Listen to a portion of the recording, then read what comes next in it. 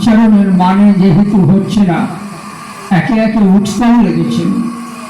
আর ঠিক এই কারণে মহালয়ার চণ্ডীপাঠ আর যখন পুরোহিত ব্রাহ্মণ বসে চণ্ডীপাঠ করে, দুটোর অনেক পার্থক্য। মহালয়ার চণ্ডীপাঠ বছরে একবার হয়, কিন্তু জনপ্রিয়তায় হরিনামকেও ভাসিয়ে দেয়। বছরে একটা দিন ভোরবেলায় অন্তত বিছানায় শুয়ে শুয়েও মহালয়া শুনবেন না, এরকম মানুষ খুব কমই আছে। কিন্তু কেন?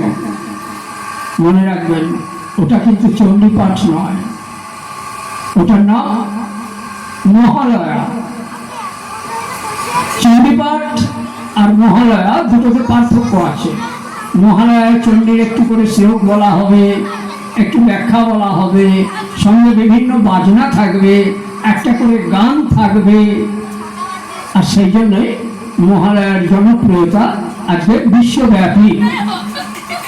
চণ্ডীপাঠ যখন করা হয় তখন চণ্ডীর ব্যাখ্যা কিন্তু করা সম্ভব হবে না।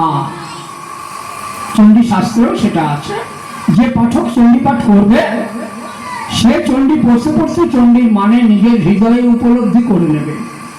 যার জন্য চণ্ডীপাঠের যেহেতু ব্যাখ্যা সম্ভব হয় না, চণ্ডীপাঠ বাড়ি বাড়ি হয় না।